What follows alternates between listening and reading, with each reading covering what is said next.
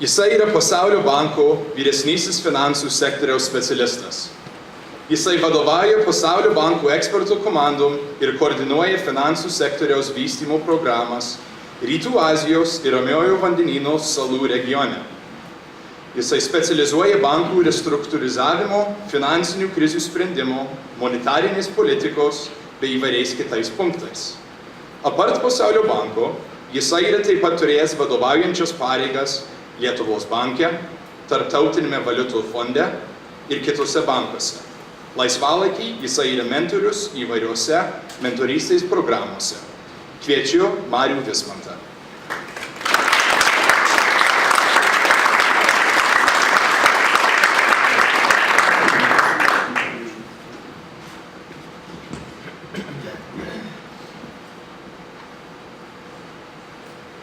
Sveiki gyvi, kol prezentacija jungiama, noriu pasidžiaugti, kad sekantis renginys jums yra 8:30, mes turim beveik 4 valandas, tai aš manau, visą tą laiką padarysim mažą filibusterį tokį, kur galim ilgai kalbėti.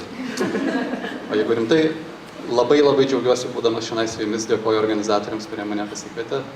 Esu Marius Vismantas, jau 17 metų gyvenu ir dirbu Vašingtone su tam tikrom pertraukom.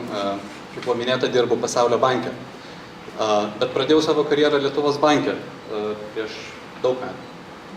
Ir nuo to laiko Lietuvos bankas, kaip žinia, yra Lietuvos centrinis bankas. Nuo to laiko domiuosi centriniais bankais, kadangi pats viename iš jų dirbau. Dabar daug laiko praleidžiu konsultuodamas centrinius bankus įvairiose šalyse, į kurias aš važiuoju. Ir manau, kad centriniai bankai atlieka labai įdomų ir labai svarbų vaidmenį, apie kurį ne kasdieną pagalvoju. Tačiau, man atrodo, tai, ką centriniai bankai daro, jaučiam mes visi, vienokiu ar kitokiu būdu, praktiškai kiekvieną dieną. Už tai ir galvojau, kad pasiūlysiu šitą temą jums, tiesiog pasidalinsiu savo mintimis, kodėl, manau, yra svarbu tai, ką daro didžiųjų šalių centriniai bankai, ypatingai Amerikos centrinis bankas, Federalinė rezervų sistema, taip pat Anglijos, Europos, Japonijos centriniai bankai ir kaip prie kitų. Centriniai bankai įvairiais laikais turėjo įvairias rolės. Nuo pat to laiko, kai prasidėjo centrinės bankininkystės istorija 1668 metais, pirmasis centrinis bankas buvo įkurtas Švedijoje. Aš apie jį truputį papasakosiu daugiau. Centrinių bankų istorijos pradžia buvo visų pirma finansuoti vyriausybę. Dažniausiai karus. Kai vyriausybė pritrūkdavo pinigų finansuoti kokiam nors karui, būdavo labai patogu turėti šalia centrinį banką, kuris prispausdavo pinigų, duodavo vyriausybė, vyriausybė galėdavo mokėti savo kareiviams už ginklus ir panašiai. Tokia buvo labai svarbi centrinio banko rolė tais laikais. Nuo to laiko daug kas pasikeitė. Centriniai bankai pastaruosius, sakyčiau, kokį 100 metų visų pirma turi pagrindinę savo funkciją saugoti valiutos vertę, saugoti valiutos tvirtumą savo šalyje. Paskutinius kokius 20 metų jie pridėjo finansinio stabilumo funkciją, kad ne tik valiuta tvirta būtų, bet ir visas finansų sektorius tvirčiau stovėtų ir elgtųsi. Pastaruoju metu, ir būtent tai, apie ką aš noriu su jumis šiek tiek daugiau pakalbėti, centriniai bankai pridėjo ekonomikos skatinimo funkciją. Ir būtent per paskutinius 5 metus, nuo to laiko, kai prasidėjo didžioji finansų krizė visam pasaulyje, būtent ekonominio skatinimo funkcija tapo labai svarbi. Ir aš apie ją jums truputį daugiau papasakosiu per šią prezentaciją. Tai nėra visai būdinga centriniams bankams. Patikėkit, Federalinių rezervų bankas Amerikoje turi tą funkciją. Jo įstatymė yra sakoma, kad Federalinių rezervų bankas turi skatinti šalies ekonomiką, turi skatinti darbo vietų skaičiaus didėjimą ir taip toliau.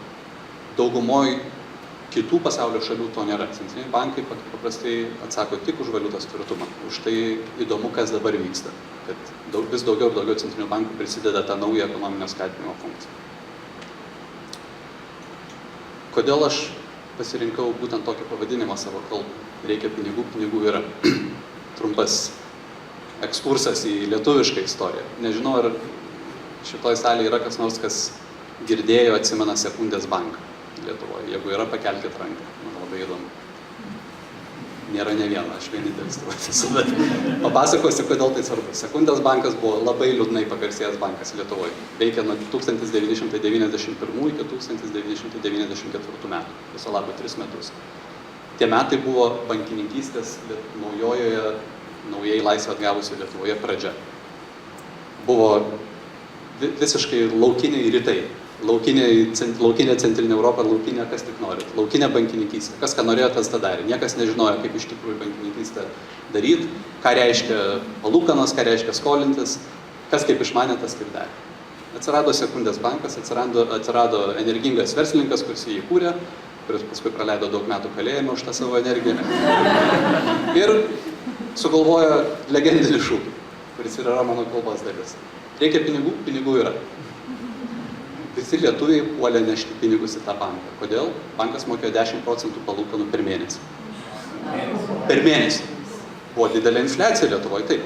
Bet bankas mokėjo 10% palūkanų per mėnesį ir sakė, mes išmokysim lietuvius gyventi iš palūkanų.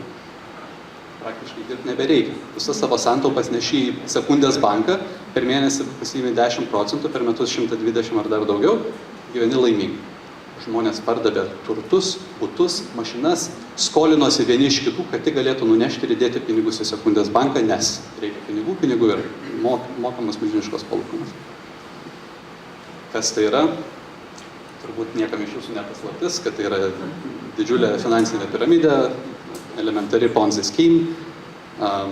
Bankas gyvavo tik tol, kol buvo naujų žmonių, vis nešančių naujus pinigus, kurie buvo naudojami anksčiau atnešusiems išmokėti milžiniškas palūkanas, jokio verslo ten iš tikrųjų nebuvo. Sekundės bankas greitai žlugo, bet jeigu ko Lietuvoje paklaustumėt apie Sekundės banką, man atrodo, dauguma žmonių papasakotų su dideliu kartėliu, nes labai daug lietuvių nukentėjo. Kalbant apie centrinius bankus ir ką jie šiandien veikia, manau, reikia truputį grįžti centrinių bankų istoriją. Ir aš tikiuosi, kad iš mano pokalbio jūs išeisit sužinoję gal vieną ar porą dalykų, kurių anksčiau nežinojote apie centrinius bankus. Nes istorija yra be galo įdomi. Iš tikrųjų, šiandien nesusimastom, kaip viskas prasidėjo, kaip viskas atsirado, o istorija buvo paprasta. Buvo švedas, atsiprašau, jis buvo ne švedas, jis buvo žmogus gyvenantis Švedijoje, jis buvo latvis. Iš tikrųjų, 1600 metų vidury. Jis buvo latvis vardu Johanas Palmhurstas, jisai įkūrė pirmą banką Švedijoje, gavo karaliaus leidimą, įkūrė Bank of Stockholm ir pradėjo rinkti indėlius. Jisai sugalvojo to, ko anksčiau bankai nelabai darė. Jis iš surinktų indėlių pradėjo duoti paskolas tiem, kurių reikėjo. Anksčiau bankai tik priimdavo indėlių saugojimą, paskolų nedaug kas dalino. Šitas energingas veikėjas pradėjo išdavinėti paskolas. Natūralu, kai bankas prisirenka daug indėlių, trumpalaikių indėlių, tarkim mėnesių ar 2, ir išduoda metų ilgumo paskolą, jeigu ateina žmogus atsimti savo indėlio, bankas gali neturėti tų pinigų. Na, šiandien yra taisyklės, kurios leidžia to išvengti. Bet anksčiau, kai buvo pati bankininkystės pradžia, nelabai žmonės suprato, kaip tai. Atėjo laikas, kai atėjo pas tą švedą indėlininką ir sako, atiduok mums mūsų pinigus. Jisai tų pinigų neturėjo, jam gimė geniali idėja išleisti banknotus. Ir sakė, paimk popierius, čia yra mano įsipareigojimas grąžinti jums pinigus, imkit ir žmonės ėmė. Visiems tiko. Tai yra pirmieji Europos banknotai, beje, kurie buvo išleisti, būtent buvo išleisti Bank of Stockholm.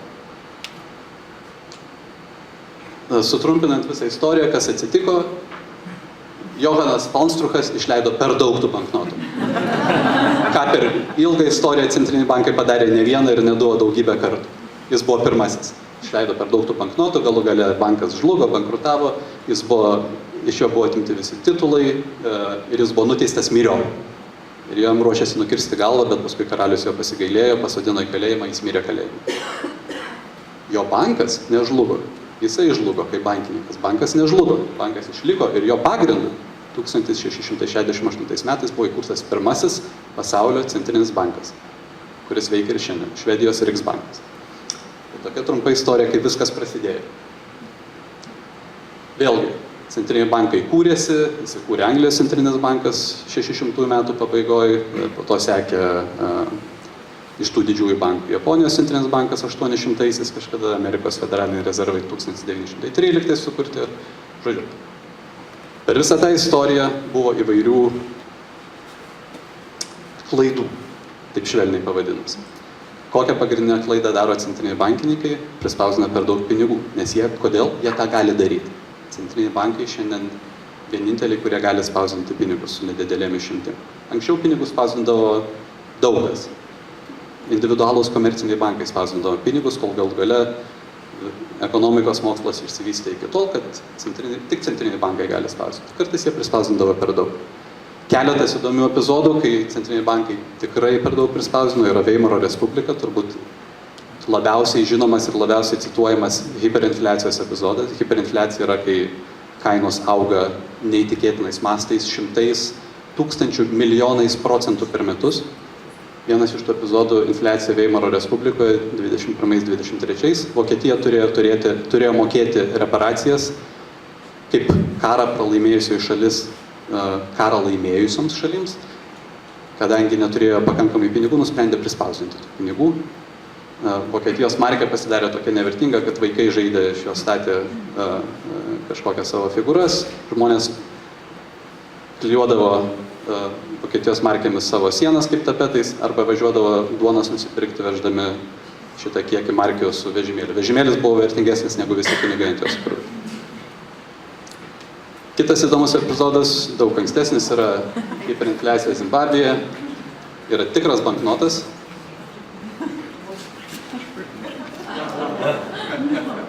$100 trilijonų. 100 trilijonų dolerių. Tokia yra to pinigo vertė. Kai aš jį nusipirkau šitą banknotą Lietuvoje, sumokėjau maždaug $6 amerikietiškus dolerius. Jis jau nebuvo vertas $6, jis buvo vertas dar daug mažiau ir dabar jis, aišku, nieko nebevertas, nes Zimbabvė iš vis atsisakė savo pinigų, nes jau nebeturėjo kur dėtis. Dabar ten jie ten įsiskaito Amerikos doleriais ir kitom valiutom. Ir dar vienas įdomus epizodas iš liūdnosios centrinio banko istorijos, kaip aš sakau, visų hiperinfliacijų motina yra Vengrijoje. Toks buvo Vengrijos laikino pinigo pengo kursas 46 metų Liepą. Galima suskaičiuoti 28 nulius ir panašiai. Tai tokių momentų buvo. Ir aš bandau jūs įvesti į tai, kas vyksta dabar, nes visa tai turi tam tikrą reikšmę. Pokario laikais, po Antro pasaulinio karo, centriniai bankai nusiramino, susitvarkė, suprato, ką jie iš tikrųjų turi daryti. Ekonomika įvairiose šalise, Amerikoje ir Europoje stojo į savo vietas.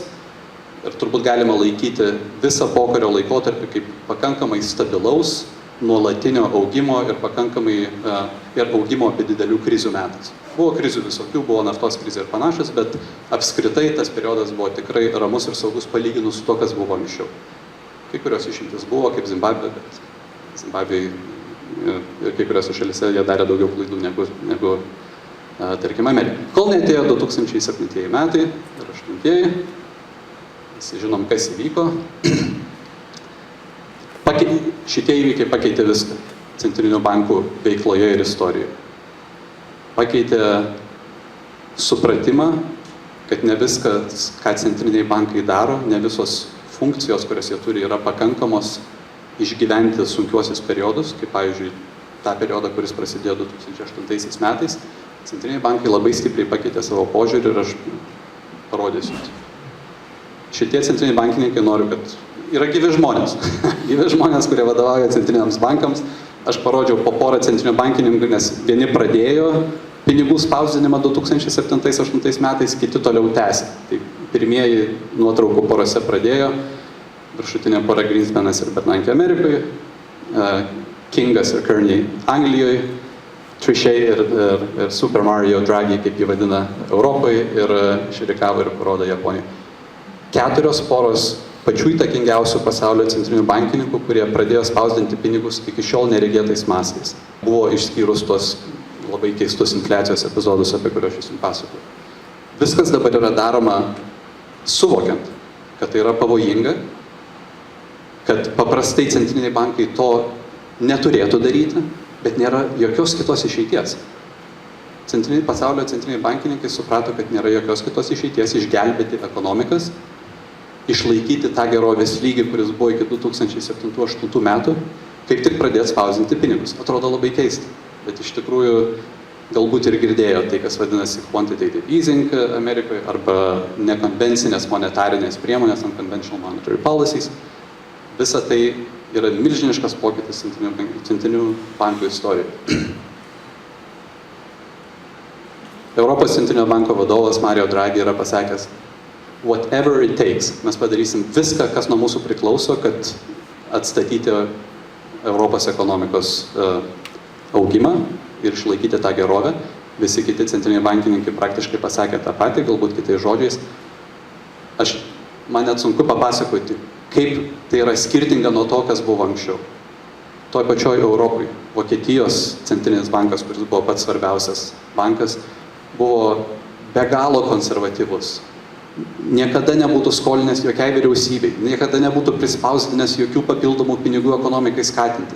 Centriniai bankai visada buvo labai konservatyvus. Staiga visiškai priešinga istorija. Sako, padarysim viską, kas nuo mūsų priklauso, prispausdinsim tiek pinigų, kiek reikia, kad tik išgelbėti mūsų ekonomikas.